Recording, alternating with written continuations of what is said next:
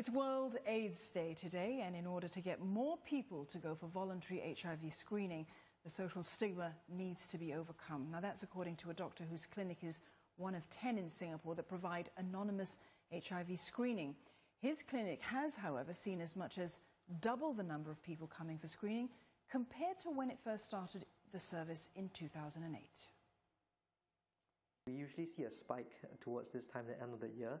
I think World AIDS Day, with all its publicity surrounding it, has really raised awareness and more people does come forward for testing. I think it's going to be a long, hard road. At the end of the day, we are a very conservative Asian society, and anything to do with sex or sexuality, including HIV, is something that is not openly discussed at the dinner table or in public. We need to keep pounding at the problem. We need to keep raising awareness, educating people, and slowly but surely, I think we will overcome this stigma. In the first half of this year, 155 new HIV cases were reported among Singapore residents. Only 12% of cases were detected as a result of patients coming forward voluntarily. About half were detected when patients were seeking treatment for other ailments. And about a third of these cases were picked up through what's known as programmatic screening. For example, if a national serviceman is screened for HIV. And joining us tonight to tell us more are Kevin Poe, General Manager of Action for AIDS Singapore, or AFA, and Avin Tan, also from AFA. Gentlemen, welcome. Kevin, what's Action for AIDS actually doing to mark World AIDS Day? Well, today being World AIDS Day, we're proud to share that CSR program for Credit Suisse joined forces with our volunteers and staff to front the Wear a Red Ribbon campaign island-wide today to raise funds and to raise awareness for HIV and AIDS. And for part of that, you're wearing a red ribbon, I see. That's right. As well. Yes. These are specially handmade by staff from Credit Suisse. Right. Avin, let's bring you in on this conversation. You came out as being HIV positive just 2 years ago when you were 27 years old. What prompted you to do that?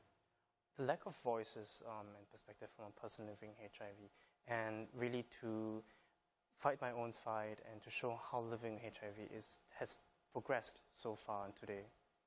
What has the reaction been, though, since you came out? Oh, there's been a lot of support. It's been generally quite good.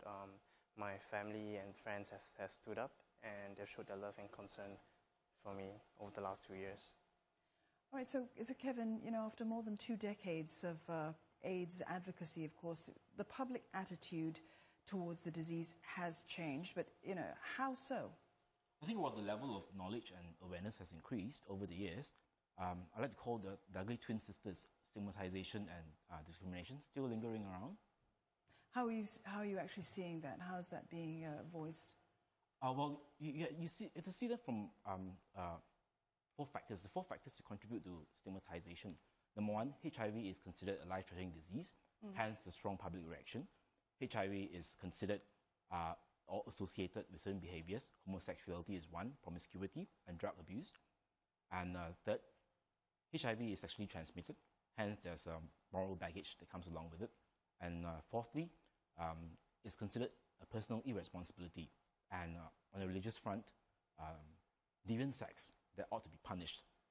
All right, so has that stigmatization and the discrimination that you've described there, has it actually hampered the efforts of AFA at all? Well, you see, on a personal level, it would be quite difficult for somebody to come to terms with HIV, let alone seek help and treatment based on the stigma surrounding it.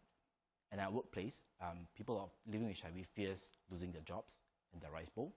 And at a national policy level, we still see travel bans imposed on 41 countries, and that's the last of October 2013. So as an HIV, you know, advocacy group here in Singapore, what are the challenges you're facing? I think the ability to create an enabling environment to increase the visibility of people living with HIV and their families as part of everyday Singapore is one of the biggest challenges you face in Singapore. All right, so Avin, you're living with this condition. So what do you think, you know, needs to be done? What more can be done to actually, you know, sort of improve the quality of life for people who are living with AIDS? Well, to echo what Kevin has shared, to create a more enabling environment for people to speak up safely and also to include person living with HIV at policy-making stages so that we know that whatever that's been coming up from that stage will truly benefit that of person living with HIV. Right, and Kevin, what's your view on that? To improve the quality of life of those living with AIDS, what needs to be done? To be fully considered inclusive society, that has to happen. And I'm sure it will happen in the long run. All right, gentlemen, thank you so much for coming in and sharing that with us. And thank you for my little red ribbon as well. Thank you very much.